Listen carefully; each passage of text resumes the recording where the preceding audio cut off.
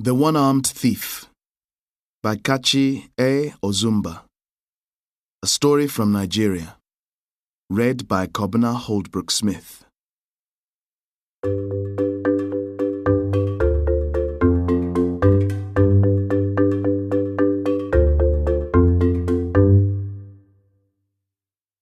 Judges have a difficult job. They sit in a law court and listen to stories. Stories from the prosecutor, from the lawyers, from the accused. But whose story is the truth, and whose is a lie? Abdul is confident that he understands the judge. But the judge is also confident that she understands Abdul. For 5 years, Abdul had been a beggar at the dusty Maraba crossroads. He had learnt how to work on people's feelings, like an actor. He always knew the right face to wear. There was one face which made people feel so sorry for him that his begging bowl rang with the sound of their coins.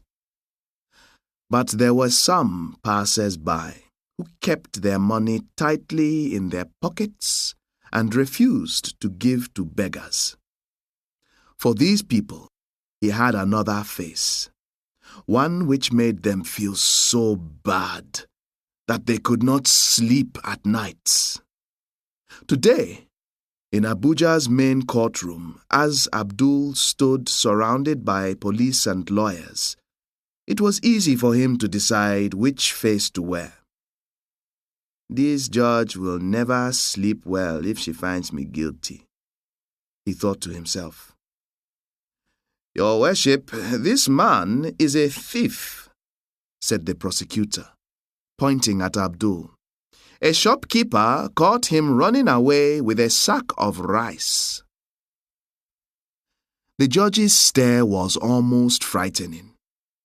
Her sharp eyes shone with intelligence, and although she was only 40-something, she seemed to have several lifetimes of experience. Abdul met her look with dull, miserable eyes, then lowered his head and stared at his feet.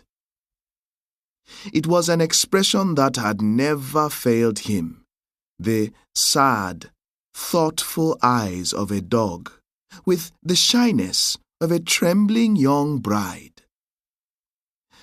"Your worship," said Abdul's lawyer, "this is the kind of stupid mistake the Nigerian police are famous for.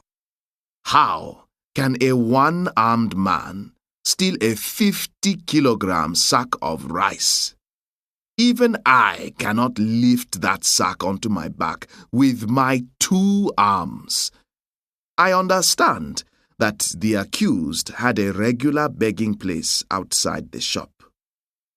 He informs me, and I truly believe him, that the shopkeeper threatened to do anything possible to move him away from the front of the shop.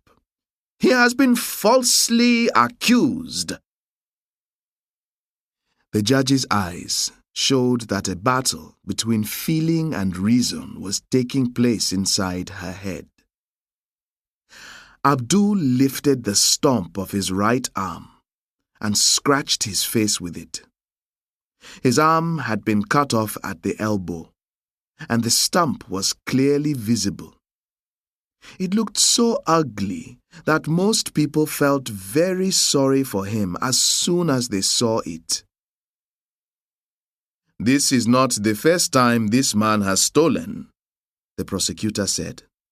Abdul's lawyer jumped up. "Your worship, the prosecutor is being unfair. It's true that the accused was once a thief.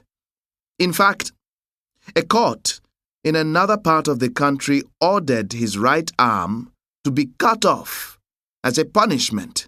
But that was years ago, and since then, he has stolen nothing.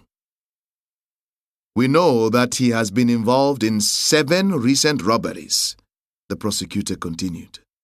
Your worship, believe me, hardened thieves like him don't change easily. The cool wind blowing into the courtroom failed to dry Abdul's hot, wet forehead. He shook his head slowly. He stared down at the sack of rice, which was on the floor between the rows of lawyers, and a sigh escaped his lips. It was the long-suffering sigh of a man who accepts that he is going to be punished for something he did not do. The judge's eyes were fierce as she spoke to the prosecutor. You bad man! You're supposed to prosecute people who have done wrong, not attack those who are innocent. Have you no heart left in you? Her expression softened as she turned to Abdul. The court apologizes to you. You can go home and take the sack of rice with you. I hope it will help you to forget all this unpleasantness. Go on, carry the sack of rice and go home right now. Abdul could not believe his ears.